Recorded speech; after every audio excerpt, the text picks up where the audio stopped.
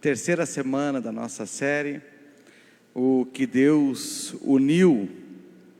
E hoje eu escutei uma piada judaica, que eu acho interessantíssima para enfim, já que a gente está nessa série, achei interessante, vou contar para vocês. Não sou tão bom em contar, mas eu achei interessante. O leão foi casar e ele convidou todos os animais da floresta para o casamento dele. E uma festa maravilhosa, e a surpresa foi que os animais vieram no casamento dele. E aí, enfim, começou a rolar a festa, veio o ratinho e assinou um cheque para ele, deu um valor e disse assim: parabéns, irmão. Daí o leão, poxa, o leão é o rei das selvas. Disse assim: cara, só um pouquinho, eu quis ser super educado e convidar todos os animais da floresta para participar do casamento, mas agora me chamar de irmão, aí já é ofensa. Como assim, meu irmão? Aí o ratinho olhou para ele e disse assim: é que até o dia do meu casamento, eu também era um leão. Eu achei. Até o dia do meu casamento, eu também era um leão. Depois eu me tornei um ratinho, casei. Brincadeiras à parte, Marcos 10, do 6 ao 9. Marcos 10, do 6 ao 9. Diz assim: mas no princípio da criação, Deus os fez homem e mulher, e por esta razão, o homem deixará pai e mãe, e se unirá à sua mulher, e os dois se tornarão uma só carne. Assim, eles já não são dois, mas sim uma só carne. Portanto, o que Deus uniu, ninguém separe. Há 2 semanas atrás, tive o privilégio de falar sobre 4 ajustes que iriam acrescentar no casamento de cada um de nós. Falei sobre o amor paciente, dei o exemplo da bigorna. Depois eu falei esse dever da gente se tornar altruísta, incitando o ser humano com a preocupação do outro, pensar no outro. Depois eu falei sobre a graça que é que quando um casal se torna amigo um do outro. Quando a minha esposa é a minha melhor amiga, e quando eu, como marido, me torno o melhor amigo da minha esposa. E também falei sobre a gente valorizar as coisas simples do casamento e da vida.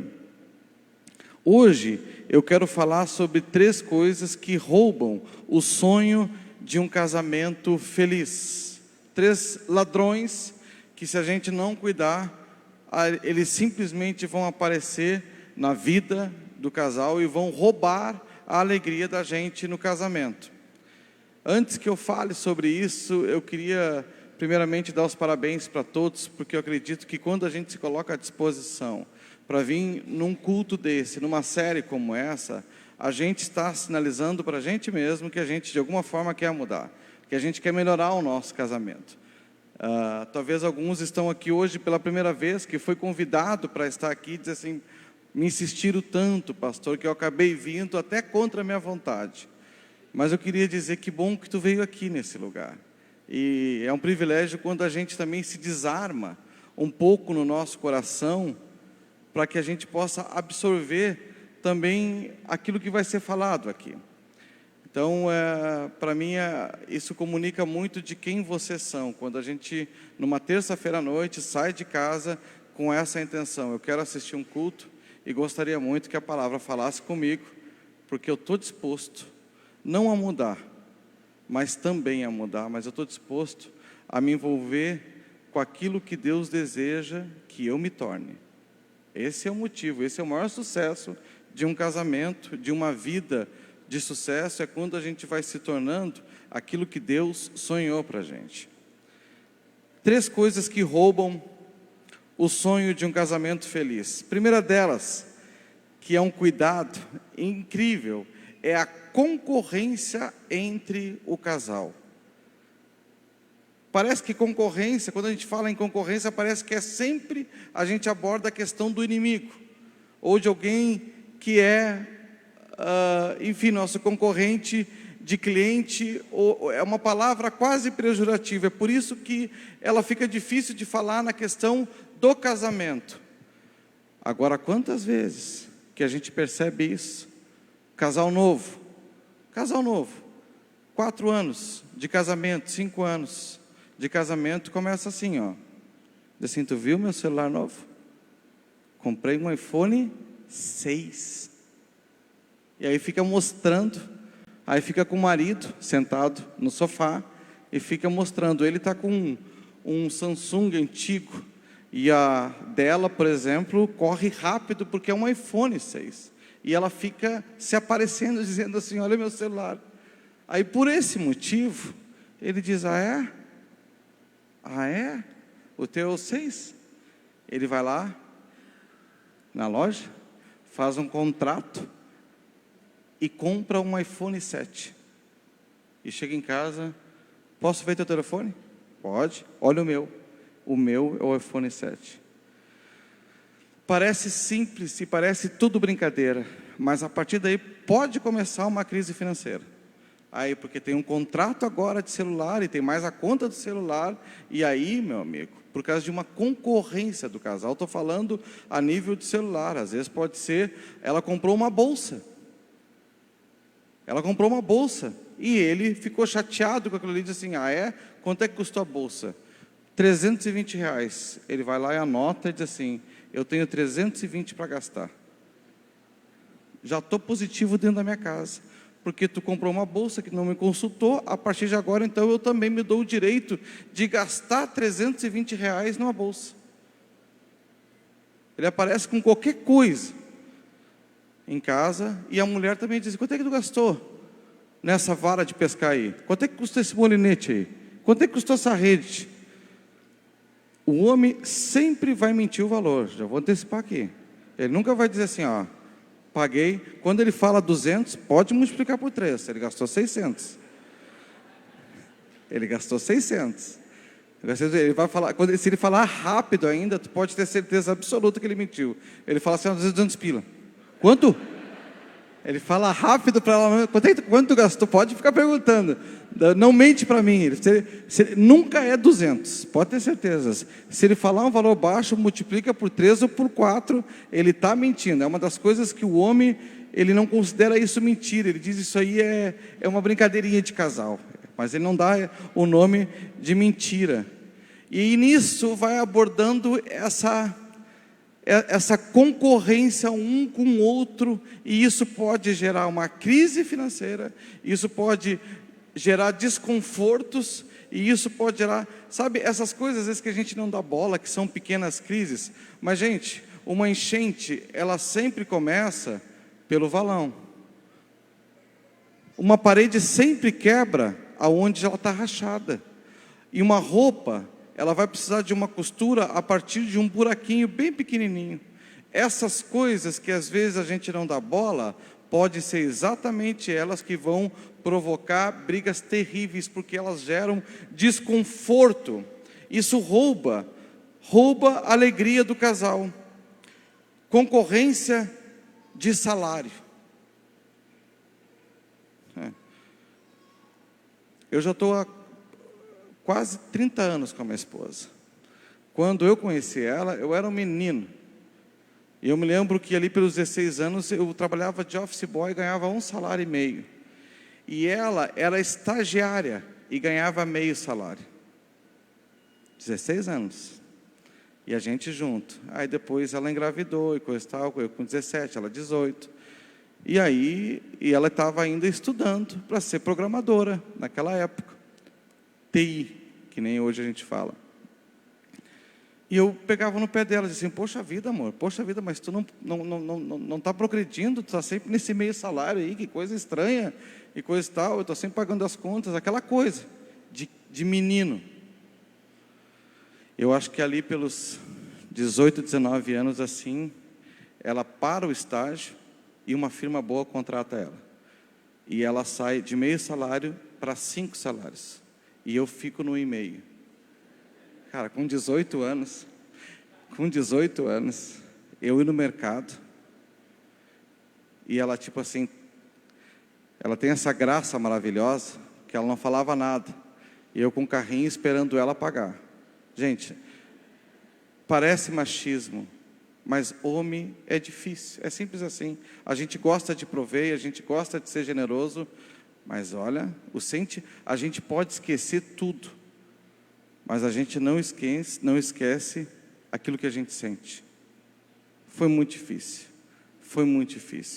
Então existe essa concorrência do casal. Quando um se destaca, ele pode ser uma bênção para o outro, ou ele pode ser uma desgraça para o outro. Ele pode ser um anjo e pode se tornar um demônio para o outro. É uma coisa louca que a gente precisa aprender a lidar com essa situação e ser maduro a ponto de dizer que nós somos um, e que se o outro está indo bem é uma bênção, e a gente se alegra, e a gente sonha junto, e a gente sonha as finanças como se a gente fosse um mesmo, porque um nós somos.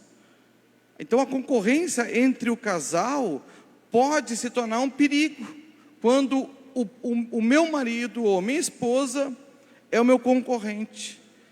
É terrível o que pode ser gerado dentro de uma família. Concorrência no trabalho.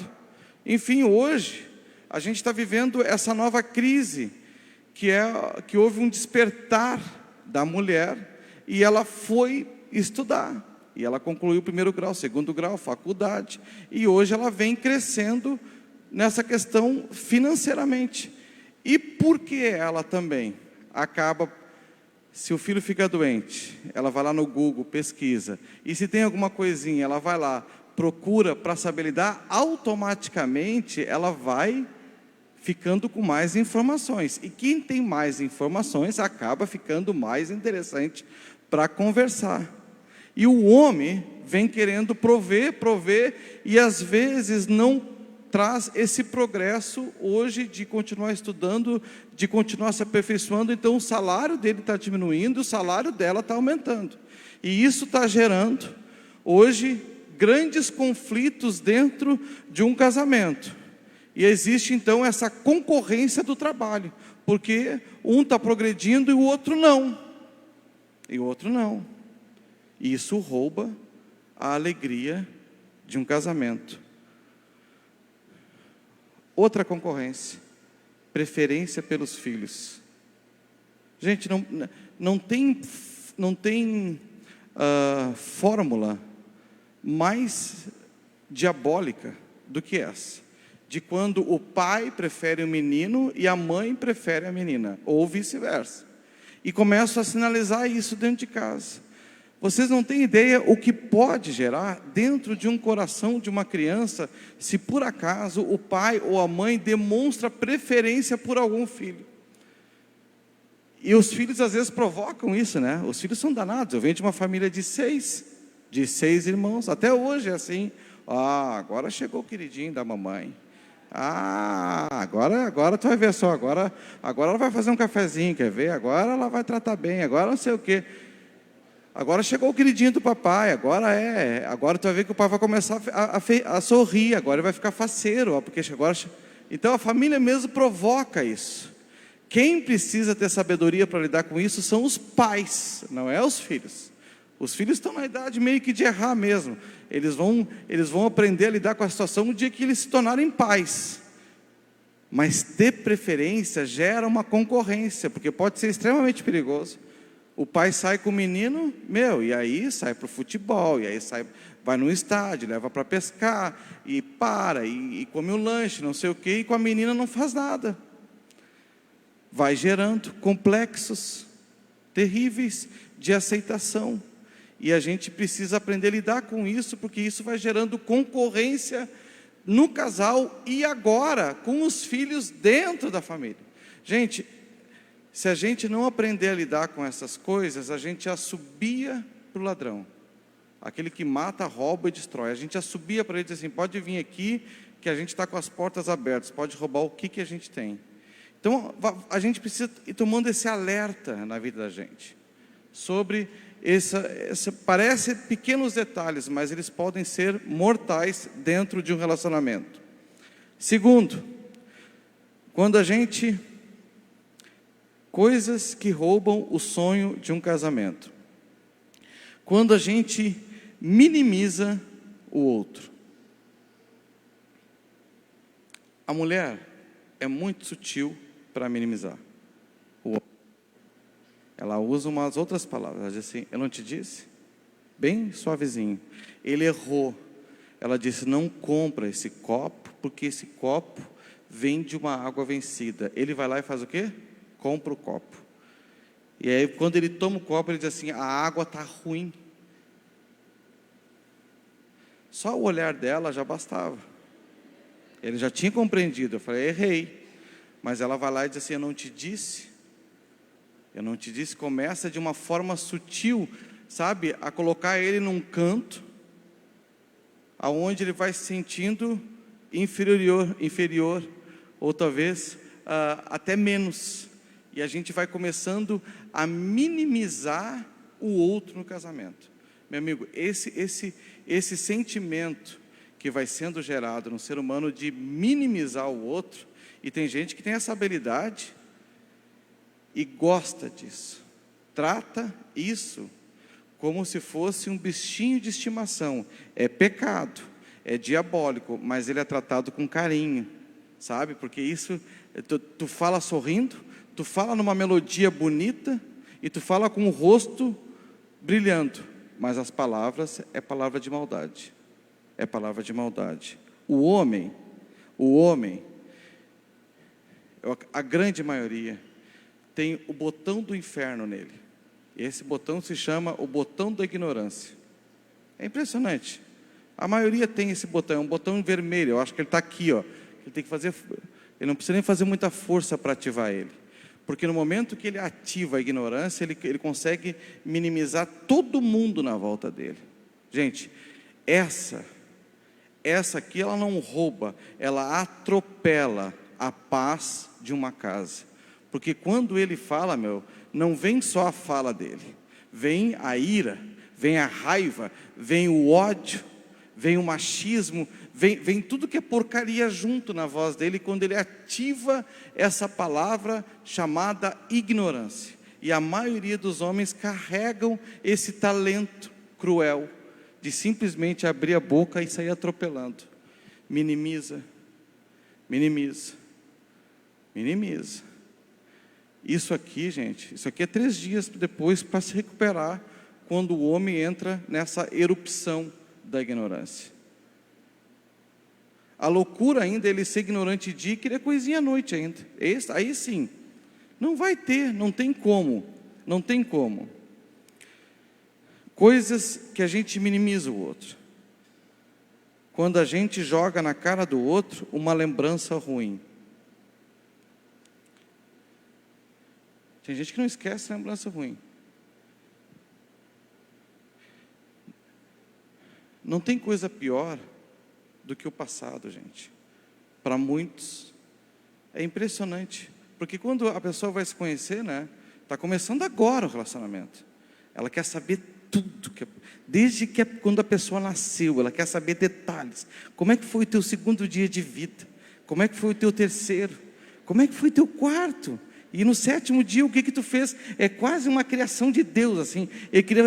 Tipo assim, quer saber o Gênesis, todinho, assim, detalhe por detalhe. Aí conta, gente, aí deu, aí tá pronto a desgraça. Porque qualquer discussão e incômodo joga na cara. Não, mas sabe por que tu fez isso com ele ou com ela? E aí começa, um jogo de minimizar o outro, que vai simplesmente acabando. Aí eu pergunto: tu quer mudar? Tem gente que, porque eu toquei nesse tópico aqui, eu já perdi ele na minha pregação. Ele não consegue nem voltar, de tanto que afeta. Só eu ter abordado esse tópico aqui, a pessoa não consegue nem me escutar direito. O interior dela já fica todo confuso. Só tem essa maneira, gente, da gente aprender a colocar os pés nos pés do Senhor e orar para que a gente se liberte disso. E deixa eu te falar uma coisa: no momento que tu fizer essa oração, tu vai receber um teste em alguns minutos ou horas depois do Senhor, para ver se tu quer mudar ou não. A maioria reprova, diz assim: não quero mudar. A verdade é que eu não quero mudar, eu quero continuar jogando na cara, porque assim eu minimizo e controlo a pessoa. Eu deixo ela num estado de crise existencial, que tu gera nela a compensação. Então, a partir do momento que tu minimiza o ser humano, ele fica com vontade de compensar aquilo ali com bem. Importante que vocês entendam isso aqui. No momento que alguém minimiza alguém, tu gera uma crise de compensação. O que é essa crise? Essa crise é o seguinte: se um trabalhador chega 15 minutos atrasado, e o chefe viu, ele vai trabalhar o dia todo melhor, para compensar aqueles 15 minutos que ele chegou atrasado. Por que um treinador não tira um jogador de futebol que fez um gol contra? Porque ele sabe que ele vai se esforçar tanto para que não faça um, mas faça dois, porque ele cometeu um erro. Todos nós temos, quando a gente gera alguma coisa ruim no outro, parece que o outro tem que compensar em formas boas. Crise existencial, meu amigo.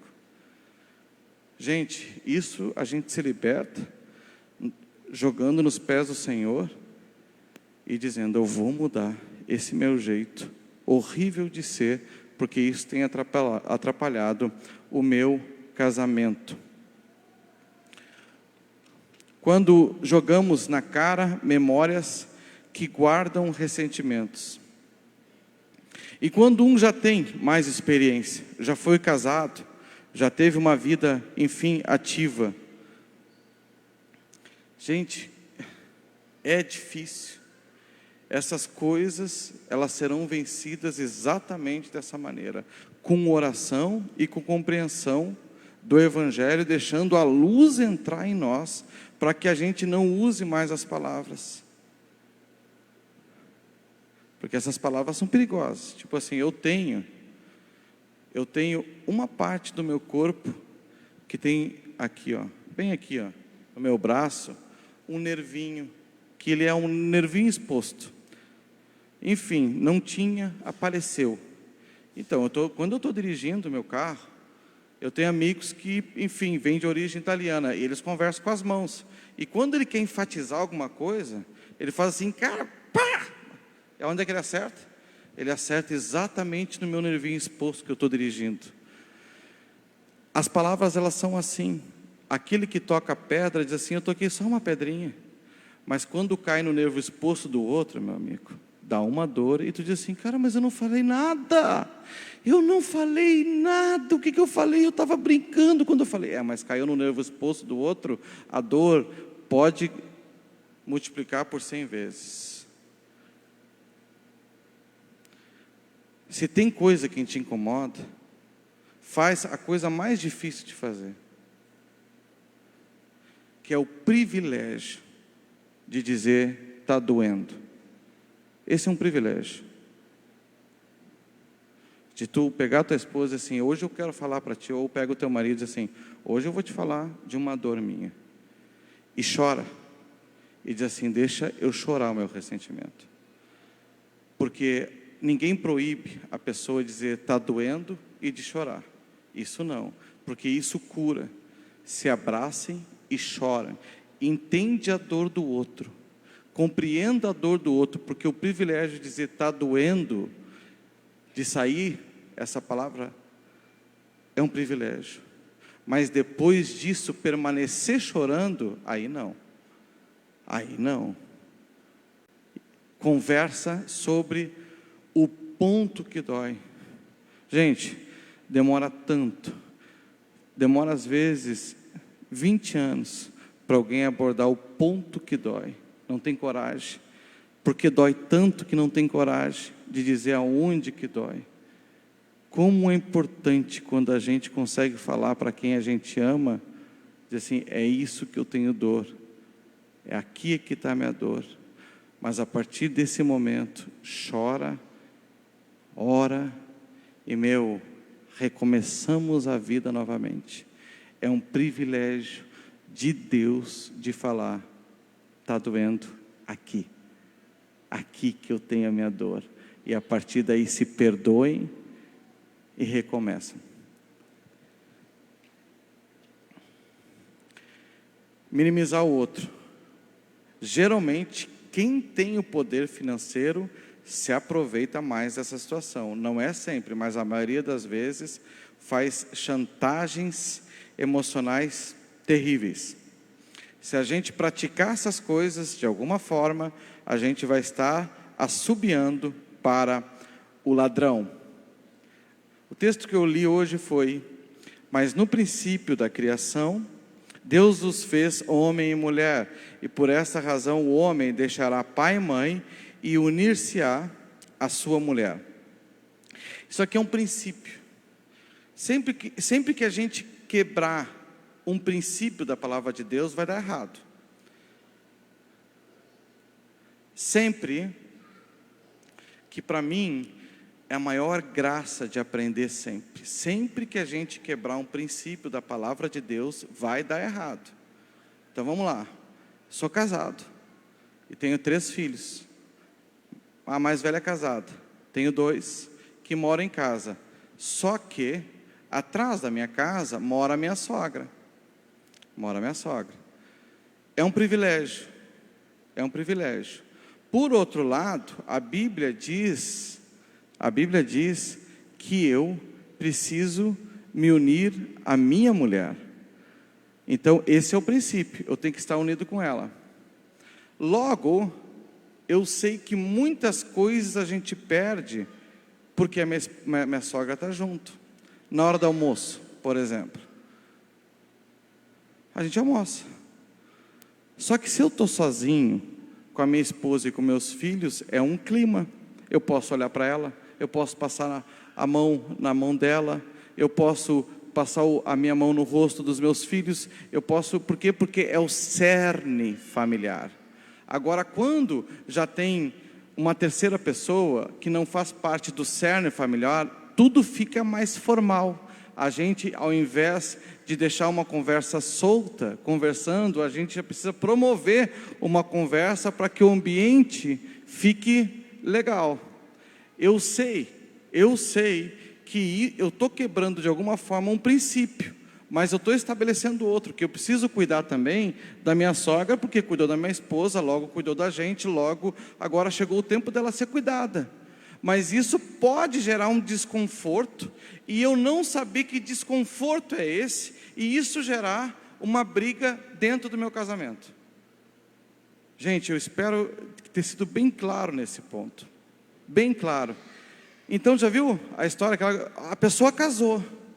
Ah, mas o meu maninho, não adianta, meu maninho é tudo para mim. Ele me cuidou de mim quando eu era bebê, ele trabalhou, ele ajudou a comprar minhas coisas. Então meu maninho, e a pessoa não consegue casar.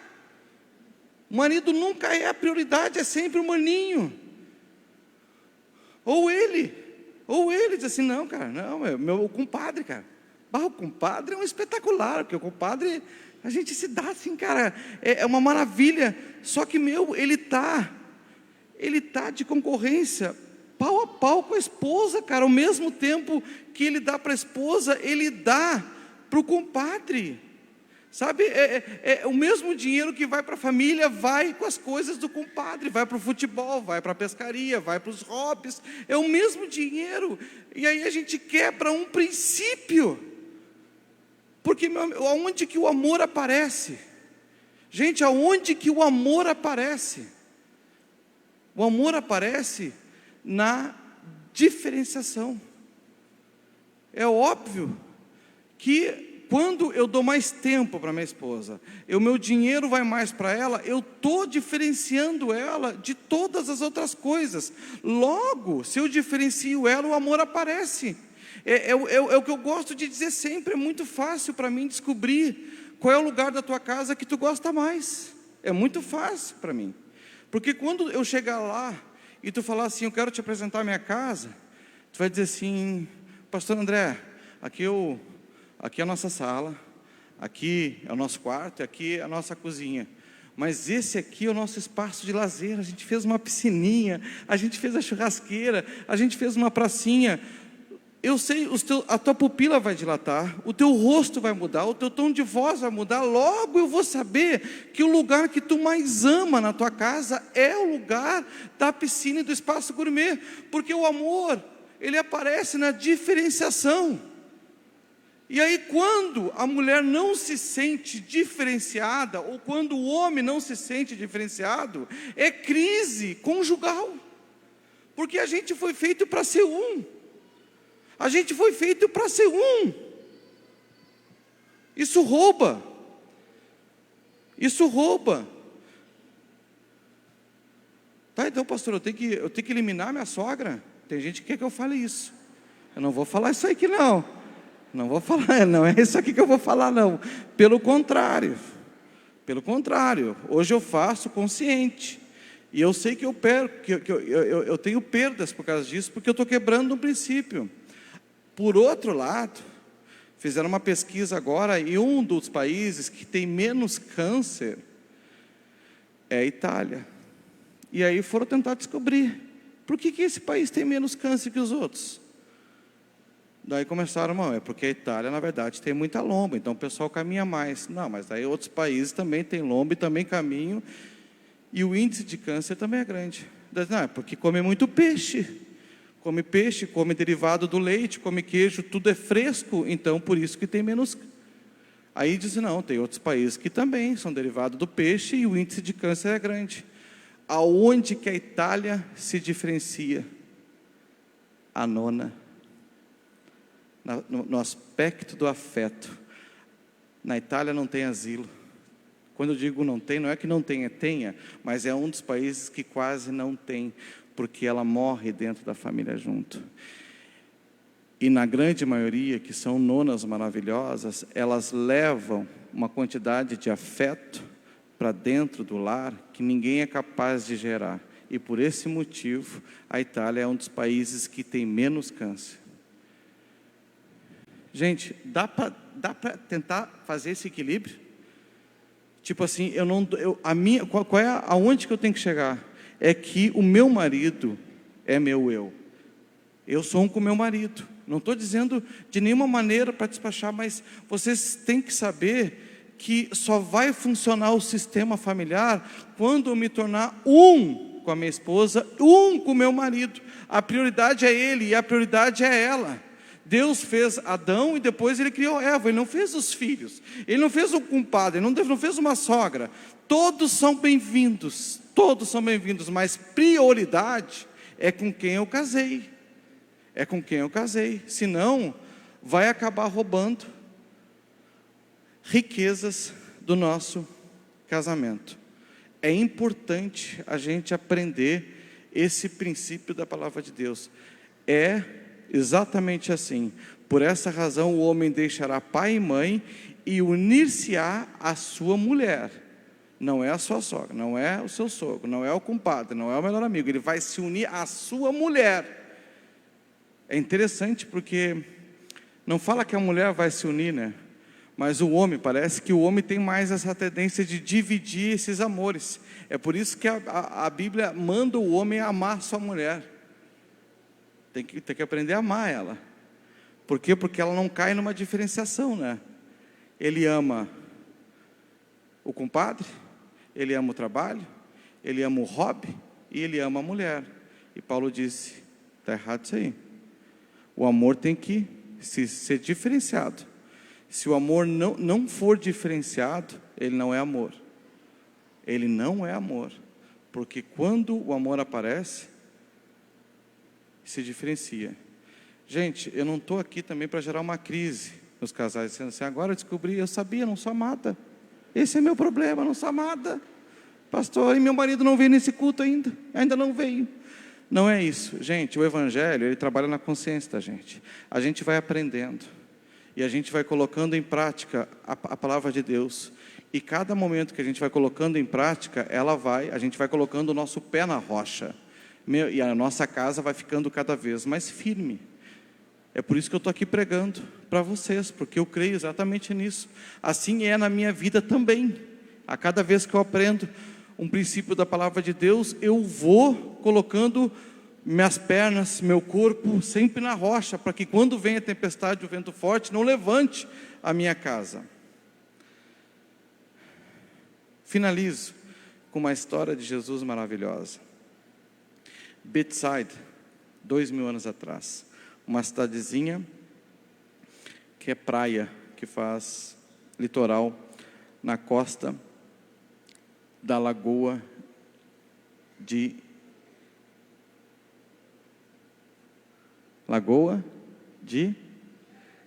Mar da... Tu vê, não? É isso aí, depois dos 40 tem essas coisas que desaparecem da mente da gente. Pessoa que isso acontece contigo, não, acontece com o pastor também. Marcos 8, 22 a 26, assim: eles foram para Betsaida, e algumas pessoas trouxeram um cego a Jesus, suplicando que lhe tocasse. Ele tomou o cego pela mão e levou para fora do povoado, e depois de cuspir nos olhos do homem e impor-lhe as mãos, Jesus perguntou: você está vendo alguma coisa? E ele levantou os olhos e disse: eu vejo pessoas, elas parecem árvores andando.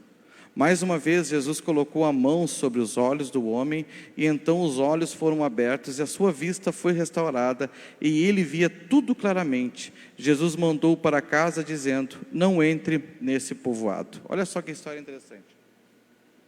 Jesus entrou num povoado chamado Betsaida. Vem cá antes que tu vá para o teclado, vem aqui. O cego chegou e ele não consegue ver. Jesus gospe, pega e ora por ele. Vou dar um clima aqui. Orou por ele, ele diz: abre os olhos. Ele diz assim: o que tu vê? Ele diz assim: eu vejo pessoas, mas elas são como árvores. O que tu vê? Eu vejo pessoas e elas são como árvores. É a única vez que Jesus ora duas vezes. Jesus ora e diz: abre os olhos. O que tu vê? Eu vejo pessoas. Eu falei: pode continuar o teu caminho. É interessante essa passagem, porque árvore é uma coisa boa, gente. Se tem uma coisa boa na vida, uma delas se chama árvore, porque ela produz tantas coisas maravilhosas. A árvore produz sombra, a árvore produz móveis, produz navio, a árvore produz armários, produz cozinha, produz lugar para a gente sentar, produz telhado, produz casa, produz... Nossa, seria infinito. E ela vai indo, ela vai se consumindo, e por último ainda ela faz fogo, e do fogo ainda sobra cinzas, que a cinza serve para adubo. Então a árvore é uma riqueza. Quando o homem diz assim: eu vejo pessoas e elas são como árvores, Jesus orou a segunda vez, porque é um olhar muito pobre da vida. Quando a gente olha para o outro e diz assim: tu precisa fazer sombra para mim. Tu precisa, na verdade, tu casou comigo e tu precisa ser quase que consumado por isso. Quase que consumado. Tudo que tu tem que ser quase que consumado. Sabe, quando a gente olha para o outro, sabe que uma árvore também, a gente não sabe a questão hoje, a gente já sabe que tem um pouco de sentimento, mas não se compara nada ao ser humano. Assim, é parado, é estacado, não tem conversa, não tem diálogo com uma árvore, não consegue ter um diálogo com uma árvore. Jesus disse: não dá para ser assim. A gente precisa aprender a dar margem para o outro falar, para o outro escutar, para o outro sentir. A gente precisa dar margem para essas coisas. Jesus disse: eu vou orar por ti de novo, para que tu possa ver o ser humano como ele é. Parece que essa é a oração que eu gostaria de fazer hoje. Eu queria orar pela segunda vez, para que tu pudesse ver com quem tu está casado. Sabe, essa palavra de Jesus: eles têm olhos, mas eles não veem. Eles não veem. Eles têm olhos, mas eles não veem, eles não conseguem ver. A graça que é da gente ter alguém para dividir a vida, para compartilhar as nossas alegrias, as nossas frustrações, os nossos sentimentos, os nossos sonhos e as nossas derrotas, é família. mas é disso que um casamento também vive.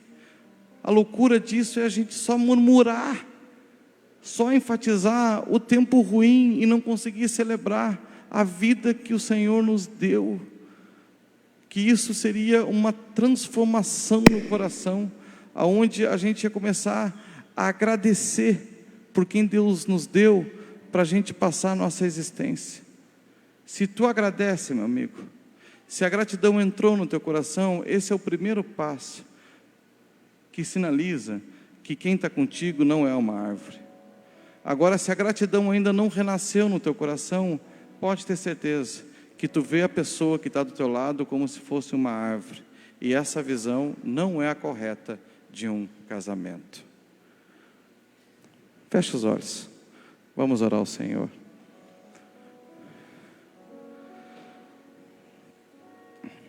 Santo Deus, Santo Tu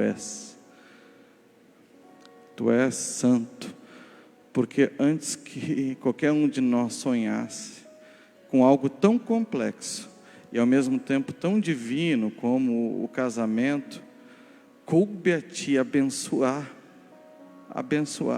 e colocar princípios que são eternos. Deixará o homem, pai e mãe, e unir-se-á a sua mulher, e ambos serão uma só carne. É tão divino, Senhor, é tão divino esse princípio, ele é tão lindo, e eu quero te pedir, Senhor, que a gente aprenda a se tornar um diante da Tua presença, que a gente aprenda, Senhor, a expressar as nossas dores e conversar sobre onde está doendo. Nos liberta dessa ignorância maldita que minimiza, Senhor, quem deveria ser elogiado. Ajuda-nos, Senhor, nesse tempo dessa série, a constituir, Senhor, não só um casamento, mas uma família e um lar, aonde Tu receba toda a glória, Senhor. Quero Te pedir por isso, que Tu venha estar abençoando a cada um, Senhor, em todo o tempo, e que o nosso prazer seja aprender da Tua palavra, porque ela, Senhor, nos ensina a andar pelo único caminho, que é o caminho da salvação. A Ti a glória nessa noite, Pai, por tanta bênção sobre as nossas vidas. Quero consagrar